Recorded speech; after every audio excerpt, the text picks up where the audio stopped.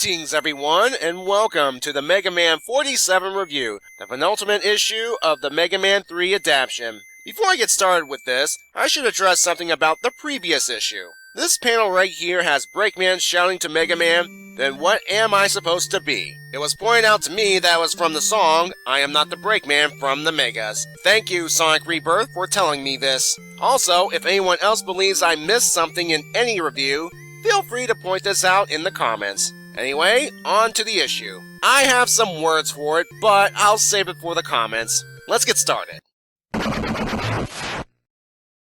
Mega Man and Breakman face off once again, but without space-time anomalies, blackouts, or explosions interrupting them. It was an emotional fight as things were brought to the surface. Ultimately, Mega Man wins the fight by wounding Breakman and refusing to deal the death blow. Breakman refused Mega Man's hand in friendship, but he does give him access to Wily's castle before teleporting away. And so, Mega Man and Rush travel through the castle until they came across Yellow Devil Mark II.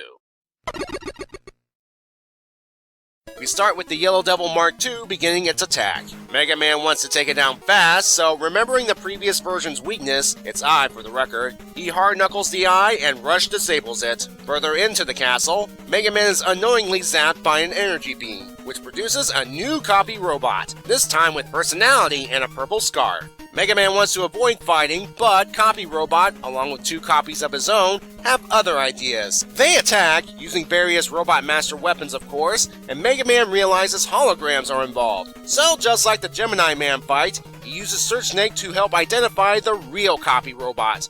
With the real version identified, Rush attacks him. Once Mega Man deals with the holograms, he tells Copy Robot to stop this senseless fighting. Since he was copied from Mega Man's systems, Mega Man encourages Copy Robot to take a similar growth path he did and become a better robot. But that possibility literally blows up as a crash bomber impales and destroys Copy Robot. Enter Doc Robot.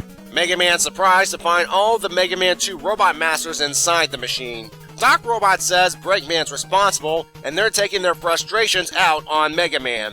One air blast through the wall later, and Mega Man discovers the Robot Master bodies. Convenient. Doc Robot, the Quickman persona I presume, gloats about the lab's destruction. Mega Man just states that the lab can be rebuilt, just like all the Robot Masters inside Doc Robot can be rebuilt, and that Dr. Light and Roll are fine. This causes the various personalities to start arguing with one another. Because Doc Robot was designed with 1 chip in mind and not 8, it starts to overload. Mega Man helps the process along by getting the personalities to argue some more while dealing some damage of his own. Doc Robot uses Time Stopper and is about to finish Mega Man, but then can't choose a weapon. Doc Robot overloads to the point of shorting out, and its final words to Mega Man are to show mercy, rebuild them, and stop Wily. That's what I got here. And so Mega Man shows mercy by decapitating Doc Robot. Mega Man copies the weapons data, and I would like to point out that I wish Mega Man 3 would allow players to get the Mega Man 2 weapons data after being the Doc Robots. Anyway, after gulping an E-Tank and warning the Robot Masters, our hero moves on. Then suddenly he encounters Wily Machine number 3, which he quickly disarms and disables. But it turns out that Wily here is a robotic decoy. Well, at least he's not a hologram. Mega Man hacks into the machine's fully functional control setup to pinpoint Gamma's location. Using Crash Bomber, the two, okay, I have to admit right here, this drawing looks weird. Anyway, they eventually reach Gamma, which activates. Uh-oh. We get a brief flashback with Light explaining that if Gamma's offline, Mega Man should try to get it back to Light's hangar. But if Gamma is online, Mega Man has to either disable or destroy the command module in order to stop Wily. And so Mega Man takes the latter option, shutting down Gamma. But Dr. Wily arrives with his override device, taking direct control of Gamma and attacking Mega Man. This issue was a step in the wrong direction. Similar to the Mega Man 1 and Mega Man 2 Wily Castles, our hero breezes through a number of enemies very quickly. Looking back at those adaptations, I'm giving the Mega Man 1 Wily Castle a pass because, well, it was the first story, and they do revisit the castle in the next story arc.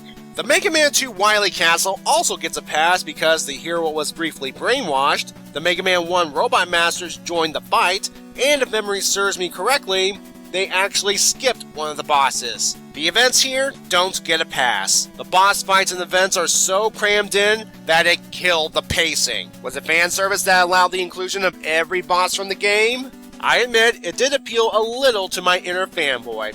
Let's quickly list the bosses. I've already talked about Kamigoro Maker last issue, so I can skip it. Yellow Devil Mark II. Now for the record, its weakness is Hard Knuckle. Copy Robot Plus the holograms are actually called Holograph Megamans. Yes folks, that's what they're called, I looked it up. The weakness is Surge Snake, but also Topspin. And I should point out that the game version only copies appearance, not weapons. Doc Robot basically filled the boss rush niche. Wily Machine number 3 is weak to Spark Shock and Hard Knuckle. Plus the fake Wily is part of the game. Finally, we have Gamma Phase 1, which is vulnerable to Hard Knuckle. Just like in the game, when the first head is destroyed, Wily comes down to take direct control. Once again, this appealed to my inner fanboy a little bit, but at the same time, with so much stuff crammed into a 20-page issue, it pretty much killed the pacing. You know, adaptations don't have to contain everything from the source material, as long as the spirit is there. A way to solve the clutter problem for the sake of story is to remove some of these bosses. Yellow Devil Mark II is a possible candidate since we had the more dangerous Raw Devil a few arcs ago.